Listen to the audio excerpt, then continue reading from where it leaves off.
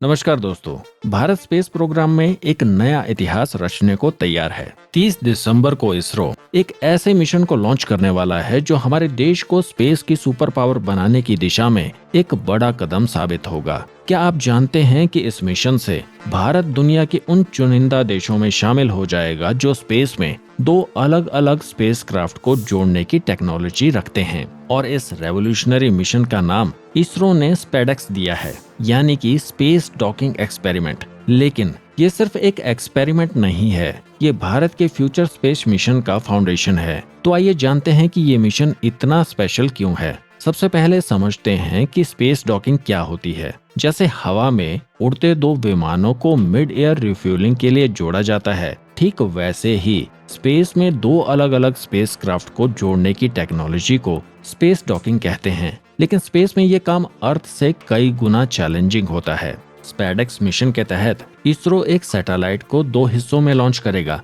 ये दोनों हिस्से अलग अलग स्पेसक्राफ्ट की तरह काम करेंगे। फिर स्पेस में इन दोनों को ऑटोमेटिक सिस्टम से जोड़ा जाएगा। ये पूरा प्रोसेस 10 दिन का होगा। इस मिशन के लिए PSLV रॉकेट का इस्तेमाल किया जाएगा। अब आप सोच रहे होंगे कि इस टेक्नोलॉजी की भारत को क्या जरूरत है। दरअसल दोस्तों, जब हम स्पेस स्टेशन बनाएंगे या लॉन्ग ड्यूरेशन स्पेस मिशन करेंगे, तब स्पेसक्राफ्ट को फ्यूल और रिसोर्सेज की जरूरत पड़ेगी। और स्पेस डॉकिंग से हम स्पेसक्राफ्ट को स्पेस में ही रिफ्यूल कर सकेंगे और नए इक्विपमेंट भी भेज सकेंगे। इस टेक्नोलॉजी का सबसे बड़ा फायदा हमारे अपकमिंग गगनयान मिशन में होगा। अगर कभी इमरजेंसी हुई तो हम एस्ट्रोनॉट्स को रेस्क्यू करने के लिए दूसरा स्पेसक्राफ्ट भेज सकते हैं। साथ ही 2035 तक भारत का जो स्पेस स्टेशन बनाने का प्लान है, उसमें भी ये टेक्नोलॉजी काफी इम्पोर्टेंट होगी। सबसे इंटरेस्टिंग बात यह है कि अभी तक सिर्फ रशिया, USA, चाइना और यूरोपियन स्पेस एजेंसी के पास ही ये टेक्नोलॉजी है।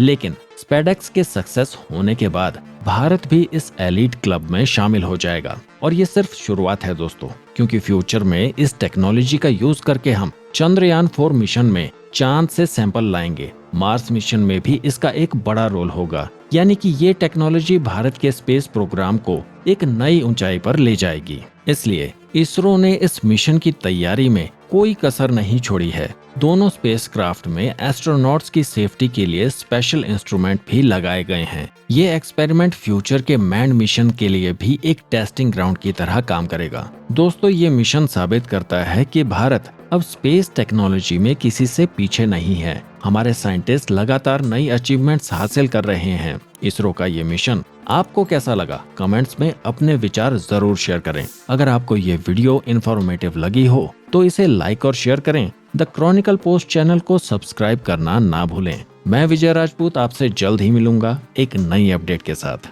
जय हिंद।